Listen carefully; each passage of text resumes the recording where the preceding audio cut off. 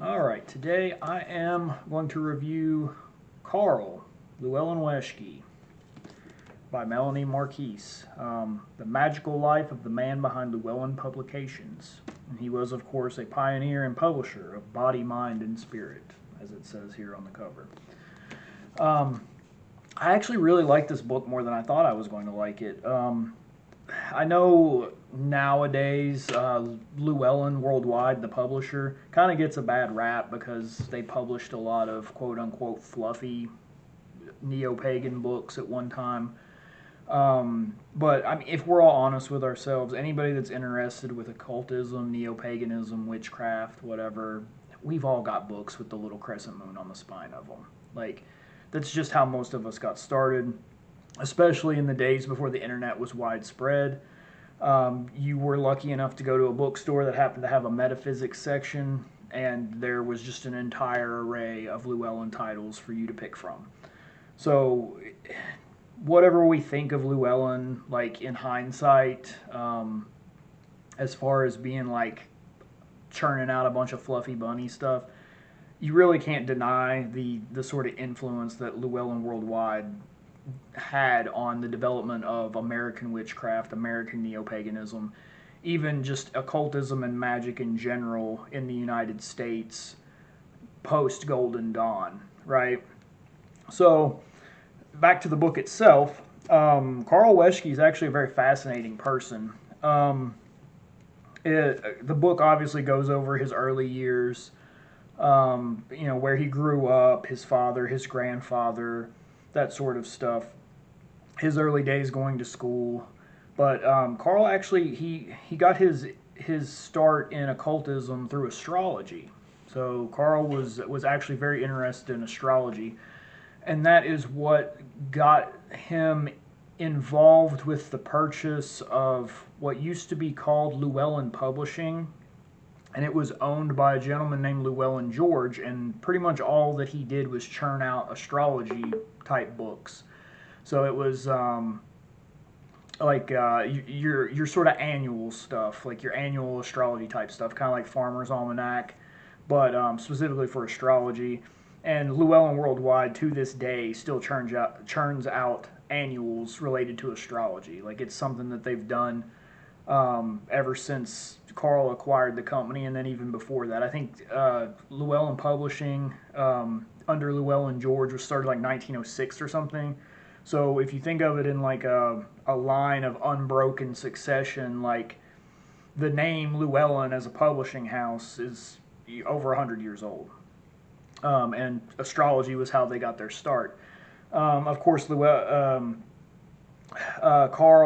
once he got involved with astrology, he ended up purchasing the publishing company from Llewellyn George, and from there he managed to expand it. Carl was a businessman originally, so he was able to use his business knowledge to sort of expand the readership of the astrology annuals that the publishing company was putting out.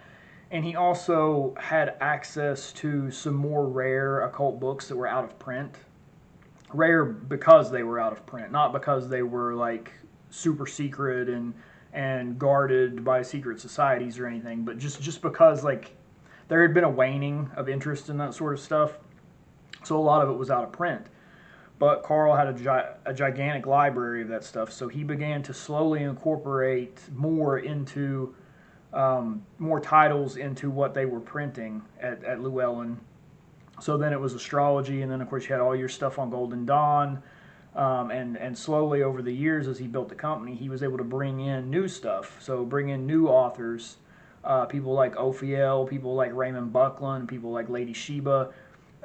If you've read very much stuff in the whole American neo-pagan sort of milieu, like these are names that you're going to recognize, and Carl was how they got their start pretty much. Like he is the only reason that why any of us really know about these people is because he published their books.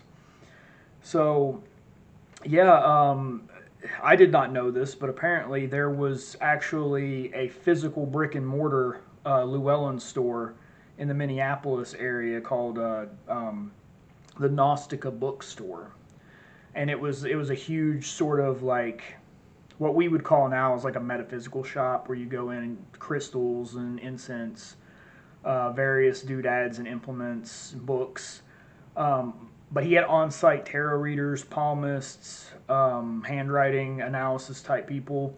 The stuff that was popular back then in the 60s and 70s as far as like the New Age. Carl has actually been dubbed by some as the father of the New Age because New Age spirituality probably never would have spread and taken off like it did in America without Carl publishing all of these books and putting his business expertise into this stuff.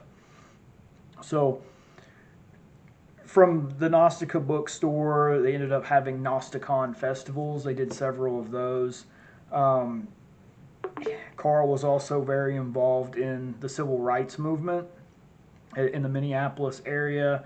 He was involved with the American Witches Council, which was instrumental in getting paganism recognized by the U.S. government as an official religion, so that armed services members could actually have a pentacle placed on their headstone if they were buried in a military graveyard. So he did a lot of stuff, not just in publishing, not just in proliferating New Age ideas and books, but just all around a good person, really. At least that's what the book would have me to believe. I mean, obviously, it's a biography about him, so, you know, it treats him in a very good light, but I've not really seen any good criticism of Carl Weschcke aside from, like, oh, the publishing company it churns out a lot of books, which it even says here in the biography that his philosophy for that was, if the book was good and the subject matter was interesting to the readers, he would publish it. If the author was knowledgeable and passionate about it, he would publish it. So I'm sure if you look at the Llewellyn catalog now, there's a lot of stuff in there that even by today's standards we would probably think was kind of far out. But Carl never shied away from taking a chance on printing stuff like that. And if it didn't work out, then it didn't work out. But him taking a chance on that sort of stuff is the reason why we have such the large sort of library catalog of stuff to choose from that we have today, really. And it's not just Llewellyn anymore. Obviously, there have been several other major publishers that picked up on the whole occultism, magical book printing and selling. But, you know, nowadays in the age of the internet, anybody can write a book, anybody can self-publish a book. It's not, you know, it's not outside the realm of possibility. But I think that credit is due to Carl Weschcke for what he did in making occultism, magic, neo-paganism, witchcraft, all of these things that we're interested in, and making them more mainstream, more acceptable beyond just your astrological horoscope or tarot cards. Because that's most mainstream people, when they think of that's the first thing they go to. There's nothing wrong with that, but he gave everybody the resources to sort of pursue their own interests in that regard. And personally, I think the first Llewellyn book that I ever purchased was Scott Cunningham's Earth Magic. And of course, Scott Cunningham, he's no longer with us. He passed away in the 90s. But in the short time that he worked with Carl producing books, I mean, he produced a bunch of absolute classics in the genre of neo-paganism, witchcraft. Like, it's you can't have American neo-paganism and witchcraft without Scott Cunningham. Like, he, even in the books, the relatively few books that he wrote, I mean, he such huge influence. And I'm not really like I don't lean super hard into the neo-pagan witchcraft stuff now, personally, 20 years on. But I can't deny that Scott Cunningham and Llewellyn, that's how I got into it, because that's what was accessible. That was what I was able to go to the local bookstore and find. And again, this was before the huge proliferation of the internet, where you had such great resources at your fingertips. Like, you had to have physical books to get more than just like a blurb of something. But yeah, if you're interested at all in the life of Carl Llewellyn Weschcke or in the history of Llewellyn Worldwide as a publishing house, I very much recommend this book. Um, it's an easy read. The author, Melanie Marquis, she does an excellent job of keeping it light. And throughout the book as well, there are also contributions from family members, personal friends, authors for Llewellyn. And they kind of give their own memories and special reflections on the life of Carl. Because Carl passed away in, I believe, 2015. So he's been gone a little while, but his legacy is undeniable.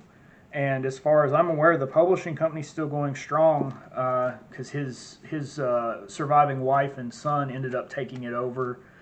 And from what the book would lead me to believe, he really did treat the company like a family. His employees were family and friends. He was a very wise man. So Carl Llewellyn Weschcke, the father of the New Age, the Pope of the Witches, Public Enemy Number 2, all of these names, they're all explained in the book, but he goes by many names, but undeniable the influence that he has had on just occultism in general, publishing in general, really. Also throughout the book, you have these little photo inserts. You can kind of see a little bit here. Like there's a lot of photographs in here that show different parts of his life, different eras, different events and things.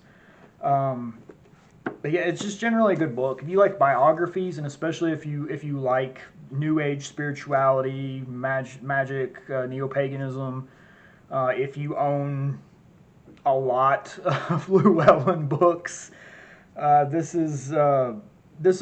maybe you add to your collection because this is very. I don't read a ton of biographies, but this is one that I'm glad I took a chance on.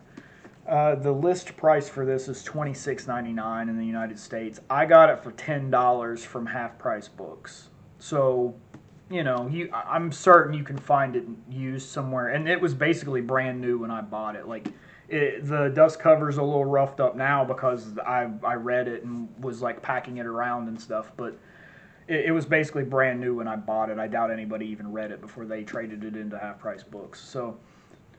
Should be able to find it relatively inexpensively if you like this sort of stuff.